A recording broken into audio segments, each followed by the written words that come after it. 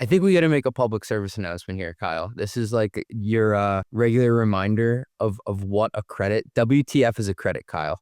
That's if you can explain that to me, I would love that.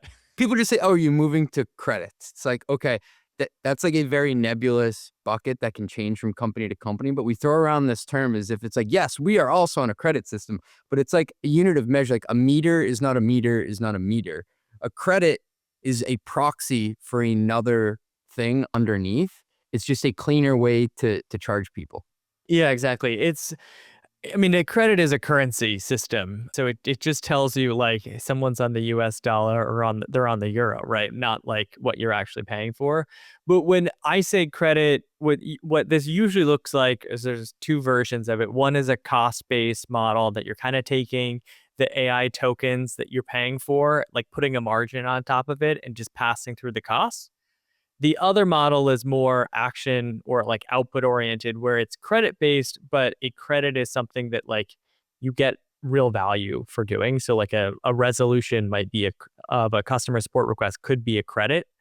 And so you actually have both of those models existing side by side. And then some companies kind of have this bastardized hybrid where it's not really that clear if they're cost based or value based. But when I think of this trend and why I think it's important to call out, despite credits meaning different things for so many different companies. It's like, this is all so new. I mean, SaaS companies used to never have a concept of a credit as a currency or any sort of usage limits that were bundled into their seats. And so now we have these models that have a seat-based subscription component to their business model and this kind of unknown usage-based component that could be quite variable and hard to forecast. Can I put my tinfoil hat on for a second, Kyle? Go for it. I think that this credit system makes a lot more sense based on the unknown costs of the large language models, and large costs, by the way. So they're both not that stable, not as predictable as many companies would hope, and also changing.